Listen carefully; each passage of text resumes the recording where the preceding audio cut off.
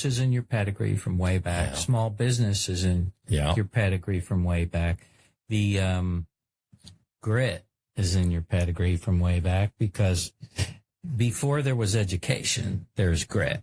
And there's grit. If you got education and grit, which I'm pretty sure your dad, the struggle, the climb, all of that is important. I think those of us who all grew up in blue collar homes understand the value of grit, because it kind of pushes you to college too. It pushes you in whatever direction, but you gotta, I think it's a key element, and I think it's something at my age that I use every day. So let's honor your dad. Say his full given name. George Reginald Aronian. And mom's? Julia Mayo Aronian, and they changed their name to Roland. And I think that you alluded to one of the reasons why. Yeah. Yes. It was business related. Yeah. It was Yankee Go Home back in the late 40s, early 50s. It was racism. That's what it was. So there's grit. There's overcoming grit. it. Overcoming it. Yeah, no, totally. And by the way, his mother was not happy with that change. I can imagine. Yeah. Can you imagine turning our saintly name? But Dad understood in order to get there, he had to get in the door. There are days I wish we weren't 10 letters, and although I think it's cool. It's cool to be Portuguese now. We've come full circle. Yeah. Well, what was our full last name? Is Costa. De la Costa Castellano. Yeah. Which is way cooler. Which is pretty cool. Grandpa. It's got a good feel to it. Yeah. So, well, okay, here we are. So Wes, where are we in the run in terms of time? We're 23 minutes. Good. Great. So that's a perfect kind of halftime. We covered the background, the family. One more thing about the family is that you have three brothers. 3 brothers and a sister, who was adopted. Okay. She's actually that's a great story. Yeah. That's another love story that your parents lived, right? It's one of the greatest things they did. I mean, it was my mom's sister's daughter. The whole family was wiped out in a car accident. And my goodness, this little girl lived through it.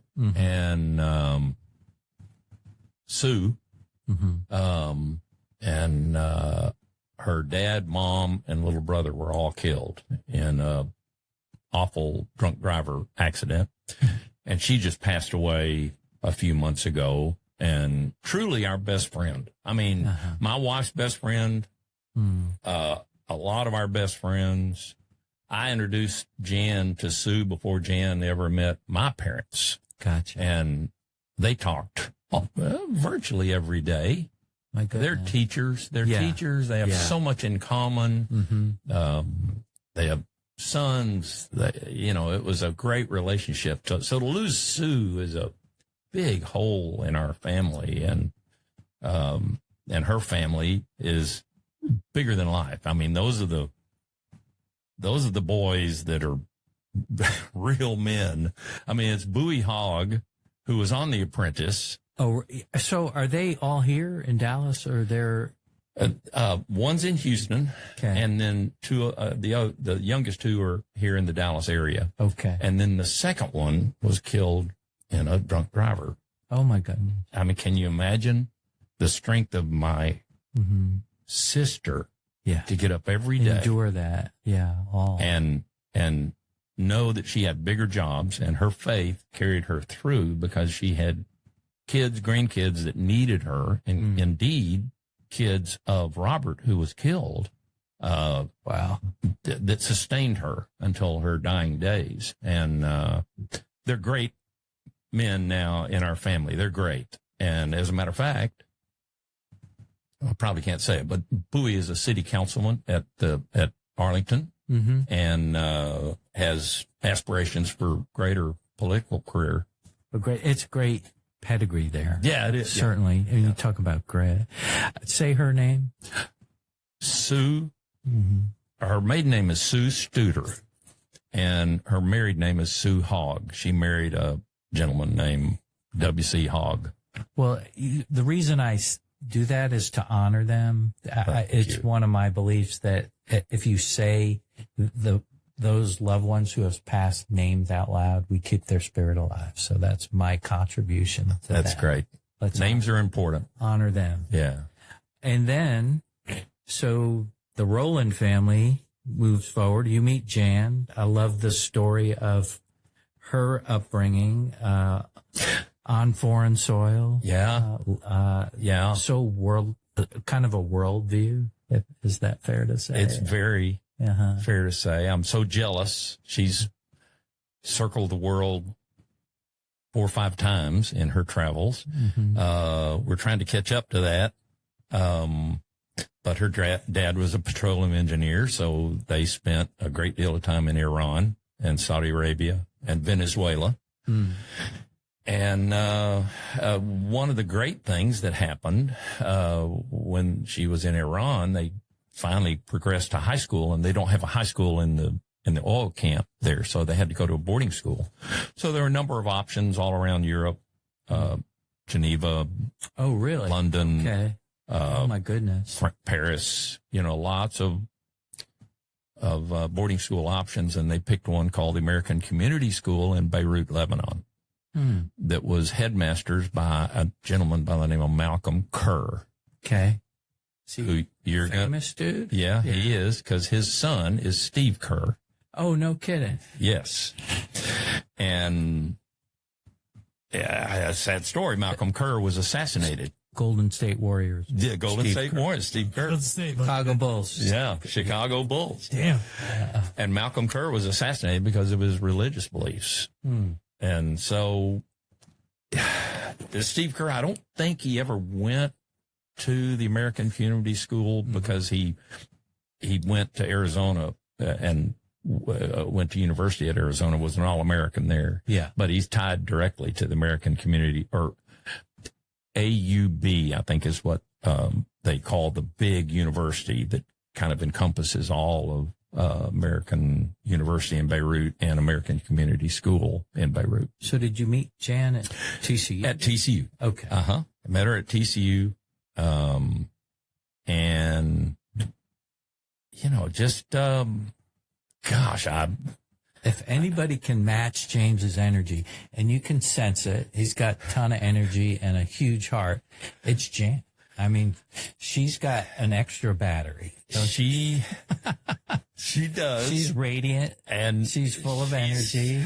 She's so friendly, and she's so lovely. She bounces good because we have 3 sons that are just dynamos, and you know them. Yes, and we have 9 grandchildren.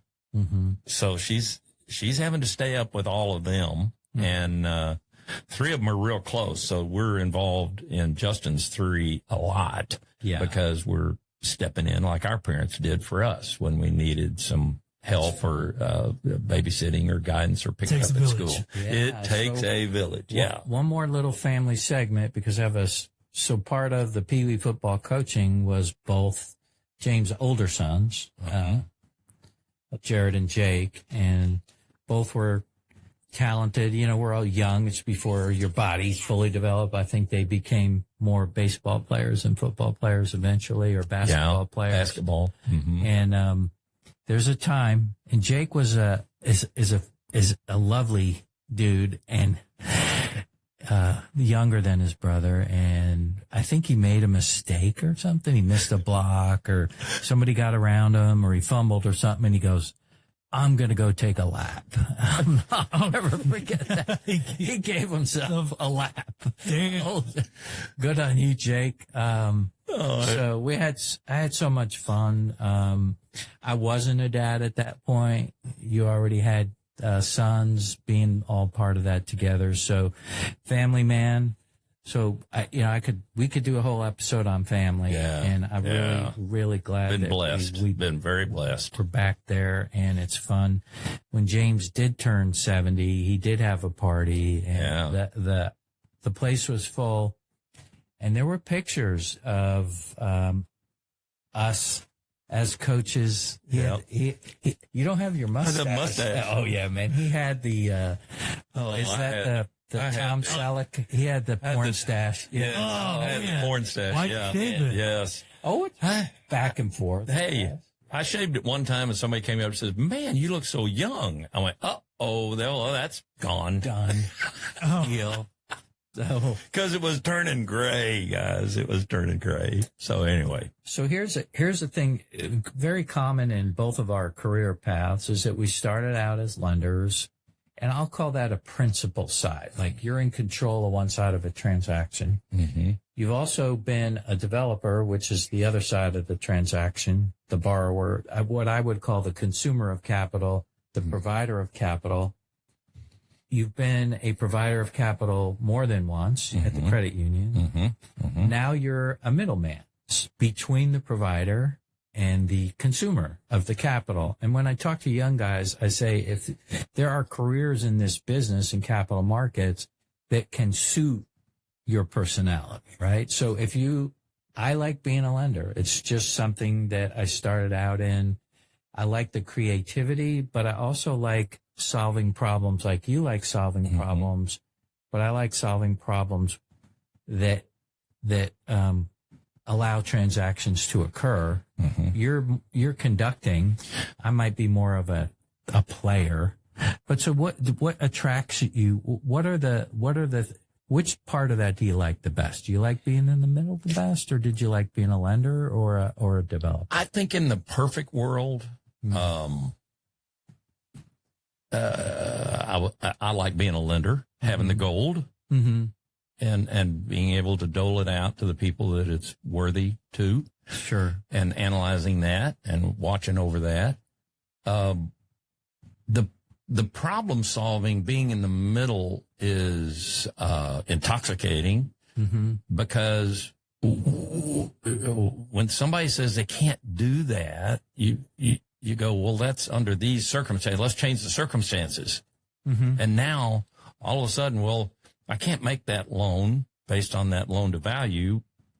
Well, okay, you can. If I put $1 million up, you'll loan me $1 million. Well, yeah. Okay. Well, I don't have $1 million. So let's negotiate somewhere in between that. Right. But that's when the games begin, is the balancing between the developer and the lender and trying to manage all the relationship there and the deal. And if the deal doesn't work for both people, it's a bad deal. You've got a bruise there that you have to fix. It's the perfect question. So what makes a good lender and what makes a good borrower? And then the last question to that is, how do you navigate the middle of that? I love lenders who know in a hurry. Hey, this is a deal we can do. You happen to be in one. No. In one above the headquarters, the world headquarters. Yes, of course. I love the Your grandma. I love the finality of talking to Dean going, I'm excited about this. And I think that's kind of the verbiage you use. I'm excited. We're all in. I think you've used that word before. And then once that happens, sure, there's something that can tear the deal up, but if the deal sticks to its original profile, it's going to make. And there are very few of those lenders out there. There are very few of those lenders that are out there. On the borrower side, that's hard, because they come from all different aspects. Yeah. And some of them are not experienced enough to do the deal. But they think they are. Okay. It's like banking. And I've banked people that are bankrupt and have no idea that they're bankrupt. Do you feel appreciated by one side or the other more? Because the reason I left the middle is I didn't feel like the borrowers, and that was on me. Yeah. Were like, we charge a fee, the value proposition and what we were doing in the middle always felt discounted. Not always, but there were guys that absolutely appreciated it. But there are a lot of them that don't appreciate what you do or the relationships that a lot of developers, borrowers, that don't appreciate it. And as soon as you give them the $10 million that they're looking for, they're gone. Yeah. And they don't appreciate, what you can bring to the table as a quasi chief financial officer, basically. That's kind of, because in my way of doing things, as you did, I don't stop at the fee collection. In other words, if there's a problem between the borrower and the lender, I've got a problem. And that can be 2 or 3 years down the road. I'm a witness to that. For you. Yes. I know. We've lived it. We've lived it. Yes. There's a deal down near Austin, Texas. Yes, it is. It'll be just fine. It was well underwritten. It was well underwritten. And there was an experience issue there that they didn't quite have They had the collateral. That's just not necessarily. But yeah, it's from a lender perspective, what I can say to the world out there and the hopefully millions that might listen someday. If it's all your family, we got a huge audience. Right. We got a start. We got a lot of, is that nothing's more appreciated by a lender than a good middleman, advocate of both the deal itself, but good information, good diplomacy, if that's the right word, because stuff happens. And the information that comes. And what I can say to borrowers is whatever the cost of that is, your resources are better spent on other things, allowing a middle guy, a capital markets, mortgage banker, mortgage broker, whatever we call ourselves at that point, to shepherd your deal. And the incremental cost of that, because in a lot of ways you're getting a broader scope of lenders. You're getting 50 years of wisdom. You're getting, if James calls me and I got 6 calls to return, I'm pretty sure his is first. Okay. Cause there's a deal there. There's a relationship there. There's trust beyond trust. Yeah. And I know that he's looking out for me, but he's also looking out for the borrower. I mean, he's trying to thread that needle of win-win, which I might have heard for the first time in the New York Life shop, because coming from New York, it was never win. It didn't feel win-win to me. And I've said that here before. It felt, I gotta kill you to win, or you're gonna kill me. So like we're gonna just square up. Yeah. Well, it was a powerful sword that we had at New York Life. Mm-hmm. We were one of the big boys, and sometimes that didn't feel good. Mm-hmm. But when it did feel good, and we did it, and it was a win-win. Boy, it was a great day. Yeah. And that flight home, in first class from LaGuardia to DFW on Friday afternoon with your commitment in your hand was a great flight. Yeah, it's funny. A lot of people don't get to say that about leaving LaGuardia. Yeah, no, I guess you didn't say that. Actually, leaving LaGuardia feels great if you get the chance to. Right.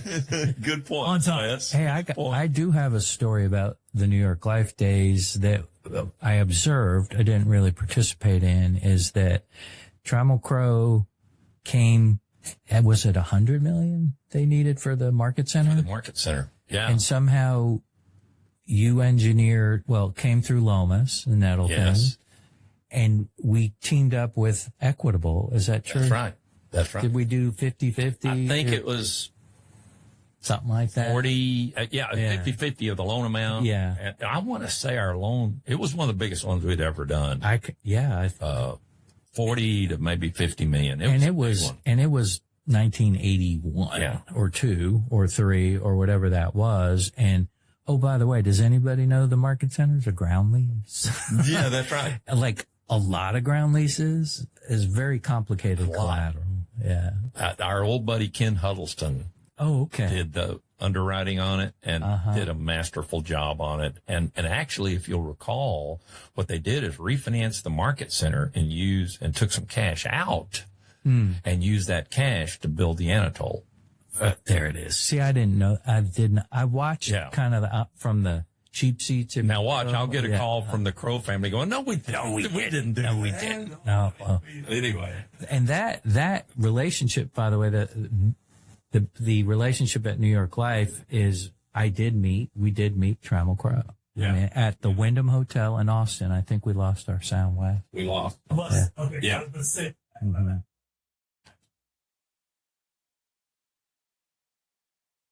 Try to get. Test. Test. No. Here. Hang on. It got me. The Crow family. Test. Okay, I'm back on. Yeah. So the fun thing is, in those days it was Crow, Lincoln, Van. Hines. Oh, and Hines. Yeah. Wow. That's the first. I read every lease in Transco Tower at the home office, and I didn't know what the hell I was reading. That's the one down in Houston? Yeah. Yes. Yeah. The needle. The Texas Commerce Tower. Yeah. I got a funny story. Could tell me. Okay, we're going for the final inspection with Ron Fuchs and everybody. We do the final inspection and then a closing dinner with the Hines people. Mm-hmm. And the inspection goes great. We go to the top and we see all the board of directors stuff, and it's gorgeous. It's absolutely stunning in this 60-story tower right in the middle of Houston. And the head of the deal was a guy. Well, I won't say his name, but anyway, we go. Well, I have to because it's part of the story. Michael Topham worked with Hines, and he was a great guy. And we had dinner, and we were sitting at dinner, and I go, boy, this is just great. And Michael, what, you married? And, oh, yeah, my wife's name is Jen. And I said, where'd you meet her? He said, oh, I met her, in Dallas, but she went to high school in Beirut. Oh, really? And I went, man. Well, Jan hold from it. Beirut. Hold it. What high school did she go? He said ACS, American Community School. I said, well, hold it. So did my wife. He said, I said, was your, what year did your wife graduate? Mm-hmm. Same year. Hold it. Your wife was a cheerleader? Well, hold it. Mine was too. Oh, gee. Hold it. Is my wife, does he have a separate life here? Twin sister. Same name. Michael Topham married Jan Goddard from ACS, who was roommates with my wife, Jan Sibley, at that point. And we got him on the phone right then. And they talked. And we've seen them at some reunions now of the American Community School. So anyway, it's crazy. I'll say that the big business side of that, being in connection with New York Life, was fascinating in a lot of ways, and so educational in a lot of ways, and learning to navigate. So I worked in the home office. That was an incredible lesson about what I would call office politics, for lack of a better word. Who were the teachers? Who were threats? Who were? Yeah, it was really interesting to me. I loved working. I landed in the best spot I could land in, which was the Western Division. Pat Hudson, Chester Brower, and Tom O'Connor, and Abby Sanger. And I'll never forget their names because they were like mentor teachers to me. Because I can remember going back to grabbing a file. In the home office, you had these open concepts, and the file cabinets were the lateral cabinets behind you, and you had this piece of cardboard, and you stick it. You pull the file out, and you sign it out. That's right. And you go to your desk, and I'm reading these words, and I'm like, I don't know what any of this means. Maybe one day I will. And then Chester Brower, who was so formal and so smart, would speak in this like almost lawyerly formal language, and he was like big, tall, handsome guy. And I'm like, I kind of don't know what he's saying, you know. But they all were so kind, and everybody was so generous. And then I came to Dallas, and you know, everybody there. What a great team! I'm just going to say that was very cohesive. You guys were all great. So of course, good. Anchored always by someone like Elizabeth Cook. We'll say her name. Sainted Elizabeth Cook. And then I think, I don't know, did you and I just get the itch to go smaller? Yeah. Well, it was. Were you frustrated at New York Life? Because I was. I have to say. I think at that point, there was so much activity around us. The opportunities were flying around us. Yeah. Mm-hmm. And what were we making? We were making nothing. Mm-hmm. And any offer was like sensational. And when you went with Philip, I mean, we weren't great because we lost such a key guy, but the activity, there were so many good deals with Crow and Hines and Lincoln, and there were so many good deals, and the Jim Brownlows and the Lomas Nettletons of the world guiding us through the maze and finding the right deals. So, because, you know, the craziness is that we would negotiate our own deals and underwrite them and then go appraise them ourselves. Appraising the deal. That's what one of the things Joe says. You have to turn down your own deal when you're a lender. That's right. But Ben McCune was always there looking over our shoulder. He would always. Gotcha. He would always be the quality control. So let's just have a minute of fun because we were, you know, I forget where the southern region or the central region or whatever our territory was, but let's talk about some of those middle guys that were kind of formative and fun. And let's like the Kerry Frenches and Kerry French. We talked about Mac Rogers and of course, Rob Butis, Mac Rogers, Rob Butis. A favorite. Yeah. By the way, Jason Rice, whose dad is, and I forget, I really am, I'm bummed that I can't remember his dad's name. I'll remember it.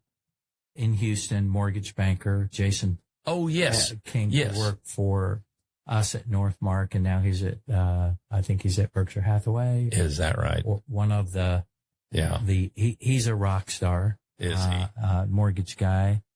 There were so many guys. So, do you remember Ron Sapio? Is that his name? Ron Sapio. Yeah. So I'm going to give you a culture different story. I moved from New York, and I probably still talk fast. I'm not sure. I don't think so. Not too bad. So when you're when you get on the phone in New York, and Philip Asker and I do this too. It's like it's never hi, how you're doing. You always know the voice. Now you know the number because now you know see it. Yes. Right. And you know, typically it'd be like, "Did you get that lease reviewed?" It wasn't like, "Hey, Dean, this is." You're like, "Did you get that lease reviewed?" In an hour, click, right? So that's 10 seconds. Boom. So I come down to Texas.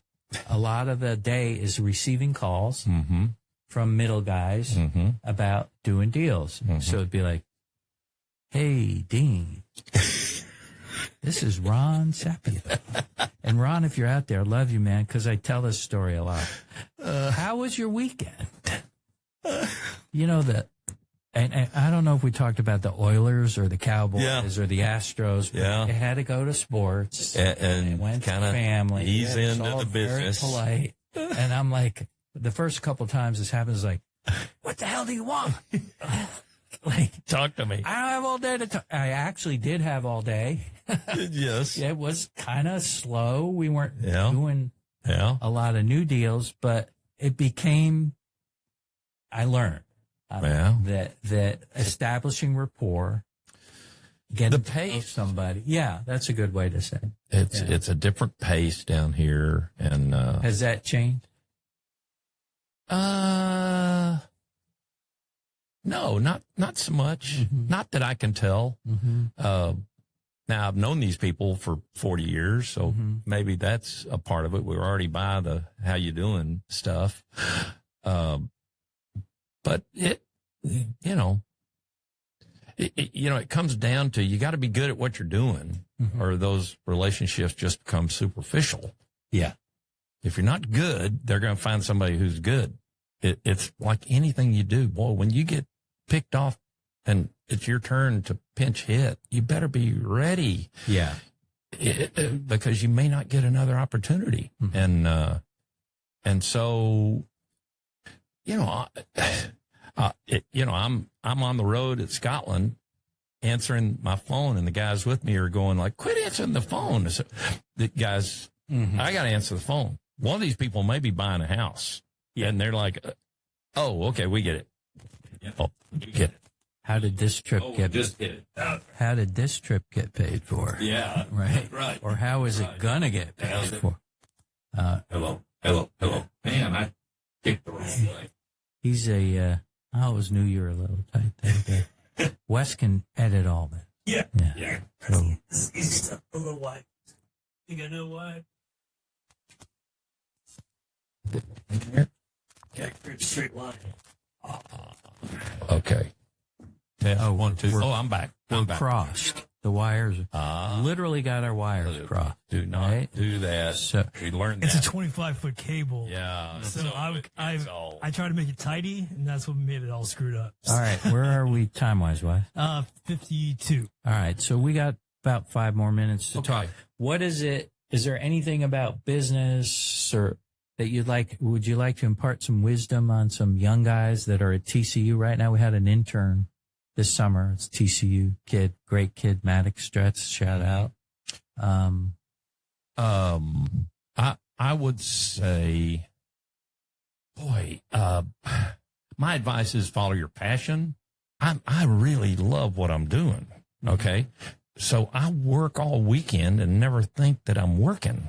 I mean, I'll look at pieces of what I'm doing, whether it's building houses or talking to a lender or talking to a borrower or whatever. So my passion overcomes anything that I put in front of it over evenings or weekends. I'm ready to do it. Follow your passion. If you get to Sunday night and you're excited about Monday morning at 8 a.m., you're in the right spot. So here's a question. Okay. Because this kind of just occurred to me.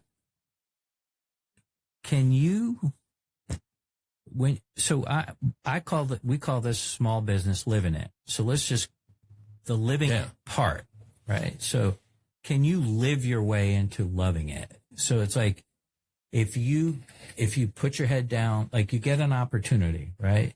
I didn't know commercial real estate finance existed when I graduated from college. I thought banks, whatever. Yeah. They made loans on buildings or mortgage companies on houses. I did not know about the whole capital markets thing. And over time, I learned to love it. And so maybe it just matches up because I like to solve problems and help people, but I found a lane to do that in. So I never even knew about it. So I don't know that I had a passion for it, but I knew I had a passion I wanted to earn money and I wanted to earn a living, and I like moving money, transaction. So there's some element of where the passion is versus what you're doing. For me, it's kind of like bringing the passion to the project. I think you can learn your way into the passion, that you become locked in at, wow, this was great. This was fun. The whole thing was fun, not just, the whole thing. What I would say to kids coming out of college that are in situations where they're not happy, before you change careers, change the culture. Because I believe that if you're in the right culture and you bring your gifts, the company will honor the gifts, support you with resources, and you can come. I can go sell cars if it's Sewell. There is a culture there. Yeah. Right? They're going to honor you. Yeah. They're going to provide you with resources. I'd love to go to Sewell and sell Lexus. It's a great product. Yeah. And it's a great culture. So part of I'm sorry that I'm hijacked my own question. That's all right. But the concept of passion to me has to do with, if you put me in the right soil, I think I'm going to grow and be healthy, and then I'm going to love it. And then I can take whatever skills or confidence or style, wisdom, Exactly. anywhere. But you've got to get the touchdown. Sure. You can't. To perform. Right? You have to perform. Everything works, but if you don't score, then it falls in the bad category. And we've all had that. I work on 10, 12 deals to close 3 or 4 of them. Yeah. Or maybe even less than that. But the end game, the celebration at the end is awesome. And then you get to celebrate the journey because it all ended up in a touchdown. It doesn't matter that you fumbled. One of your teammates picked it up and we continued the drive. We still scored. So, there is that. And, there's nothing like closing day.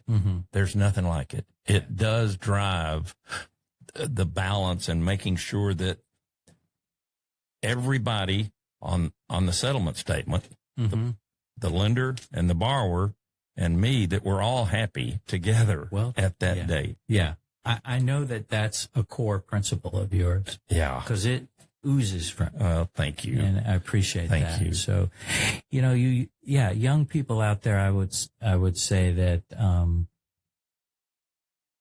when I say live in it, I mean it. I mean, whatever it is you're doing, all those little things, dress nice, show up early, be attentive, listen well. George Watson said to our intern, pick up the phone, answer it. If somebody calls you, and if you can't answer it, call them back quickly, because you might miss something. Just like James said, I'm playing St. Andrews. I got a 9-iron into the 7th hole and my phone rings, and it's like, it could be someone buying my $1 million house in Rockwall. The 9-iron can wait. The 9-iron can wait. It can wait a few minutes. I'll see. There's always more golf. There's always more golf. That's living it right there. Answering your phone. Answering the phone. Scotland. And doing the simple things. If you're not early, you're late. What is it? It's a trust factor. That's what we have. Yeah. And that's very rare, but you've got to make people earn that trust factor. And how you do it is being responsible and being there and being reliable. And I just talked to a bank today, saying, I know you lost your banker, and that's the guy I was talking with, but I'm your guy. I was talking to the president of the bank. I'm your guy. When you have a problem, I got a problem. Yeah. And he appreciated that. So be responsible, be attentive, answer the phone, even if you're playing golf at the old course at St. Andrews. I'd also say maybe start big and work small.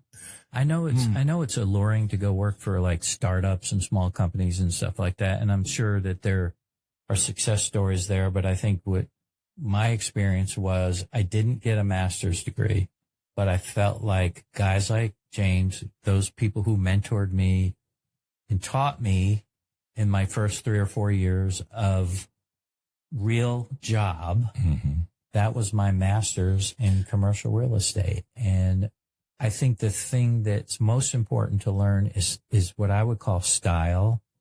I think you're calling it attentiveness. I think you're calling how you build relationships and trust.